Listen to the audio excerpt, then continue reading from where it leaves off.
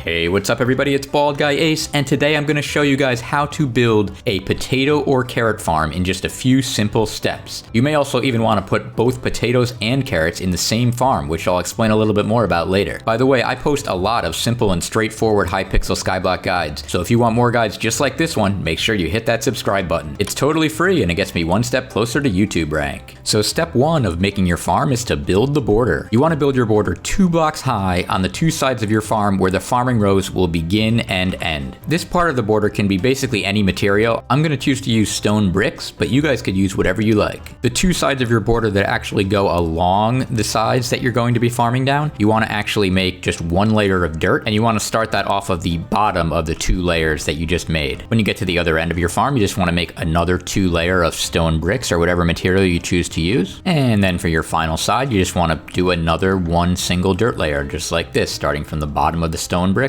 all the way to the other end. So when you're done building the 4 outer edges of your border, you want to build 1 more horizontal row of dirt right next to the 2 block high border. That way you have a path to walk down while you're actually farming all of the potatoes or carrots. And then you want to build that same horizontal row on the other side. So step 2 is to place the markers for your dirt and water rows and then fill everything in with dirt. So you want to place the markers for where you're going to place the dirt rows at the same level as the lower part of your border, just like that. But you want to place the marker for where you're going to place the water rows 1 level below your border, just like that.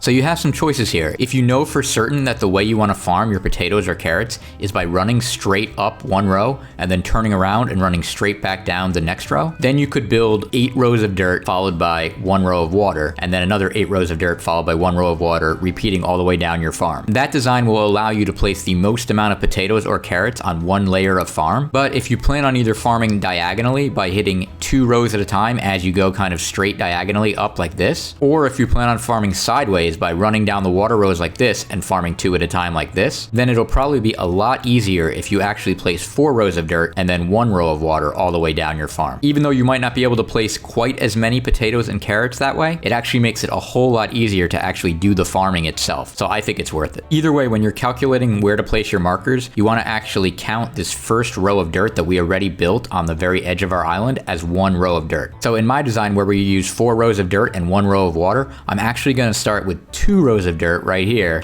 and then 1 row of water. The reason for that is because it's just off a little bit if I use 4 rows of dirt at the beginning. So I start with 2 rows of dirt, 1 row of water, then I do 4 rows of dirt, 1, 2, 3, 4, and then I do 1 row of water, and then I continue on all the way down my farm just like this, just doing 4 and then 1, 4 and then 1, all the way down. And then when you get to the very end of your farm, you'll end up having 3 rows of dirt. The way that works out, it's just not quite symmetrical, but that's totally fine. You can just have 3 rows of dirt at the end. And then after you do that on one side of your farm, you want to fly over to the other side of the farm and then do the exact same thing with your markers. Make sure that you're lining up the markers the same way. So if you have an odd amount on one side of the farm, you want to save that same odd amount on the other side. So since I had 3 rows on the other side, I'm going to start off right away with 3 rows. Make sure you count the edge as 1 row. That's 1 row of dirt, 2, 3, then 1 row of water, and then I'm going to do 4 again, and then 1 row of water, and then continue all the way down. And then as you see, we just got to the very end of the farm and I ended up with 1 row of water and then 2 more rows of dirt at the end, which matches up how I have my markers at the other end. And so once you have markers on both sides of your farm, all you have to do is simply fly across and actually fill in all of the dirt on your entire farm. For this video, I'm actually only going to build some of the segments of the potato and carrot farm.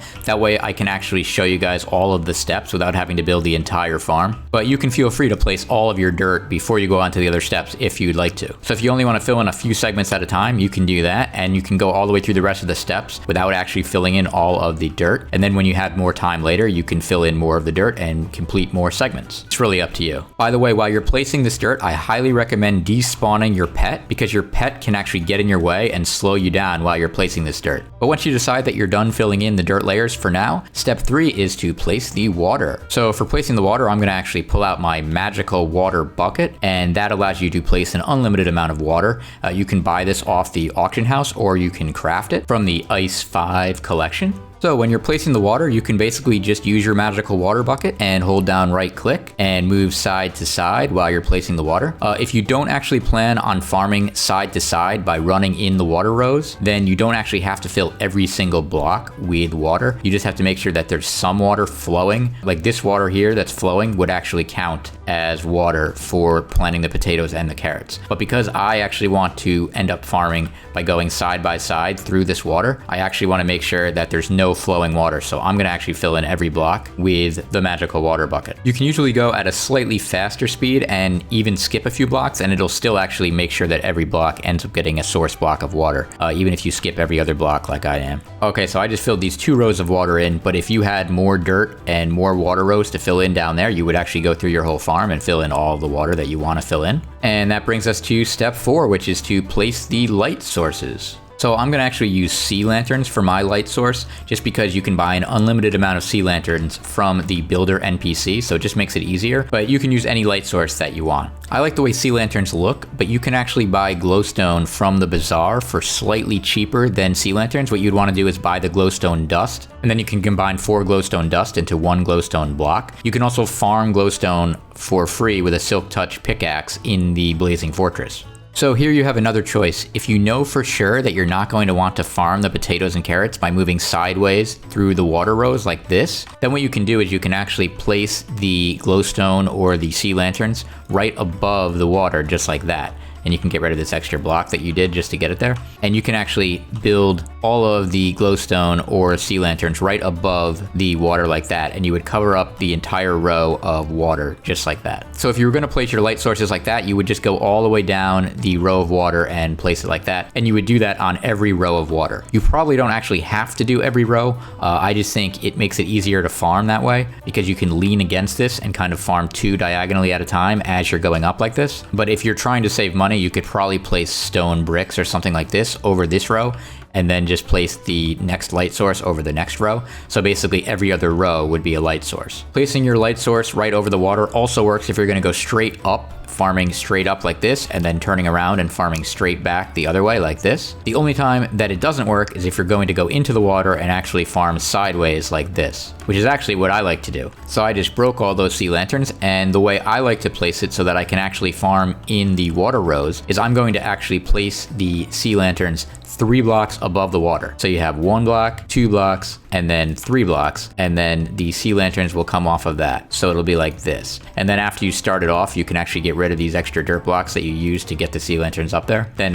if you fly, you can just place them straight across like this, and you can cover up the entire row of water just like that. So it's basically the same thing, except it's 3 blocks above the water instead of just 1 block above the water. Oh, by the way, one thing I should mention is that if you do decide that you want to actually farm side by going in the water like this, one helpful thing to do is to actually remove the dirt at the very end like this, and then actually place a stone slab on the lower half of the end of the row. That way, when you get to the end of the water, you'll come up a little bit, and then you can go straight forward, and then you would have another stone slab right there, and you would go forward until you get here, and then you would go left to right on this next one. This isn't really necessary, but it just helps to make it a little more efficient while you're moving between rows if you want to do it like that. And once you finish placing all of your light sources, regardless of whether or not you decide to place it right above the water or up in the air like this, the next step, which is step 5, is to till the land.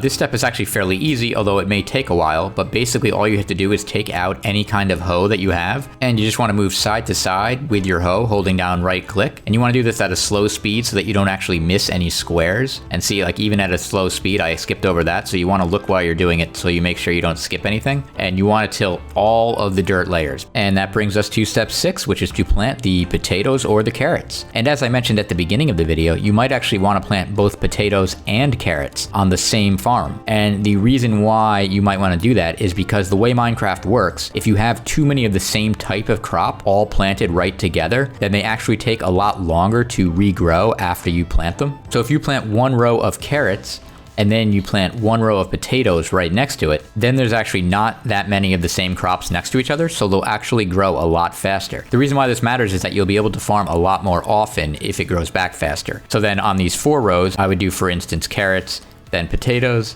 then carrots, then potatoes. And then I would go down each of these rows and put one in each row. You don't have to do that, but if you plan on harvesting potatoes and carrots eventually anyway, you might as well alternate them one row and then the other just so that they grow back as fast as possible. So I'm gonna go ahead and just plant these few rows right here. All right, so after you're done planting your potatoes and your carrots, you're totally done building your farm. And all you have to do now is wait for the crops to grow and then you can begin farming them. So I hope this video helped you out, and if it did, it would be really great if you could hit that like button, and super awesome if you could hit the subscribe button if you're not already subscribed. I make a ton of guides like this, and if you're subscribed, you'll be the first person to know when I come out with a new one. So you want to make sure you hit that subscribe button and also hit the bell so that you get notified as soon as I come out with another video. Thanks a lot for watching this guide, and until my next video, I'm Bald Guy Ace, reminding you to embrace the baldness.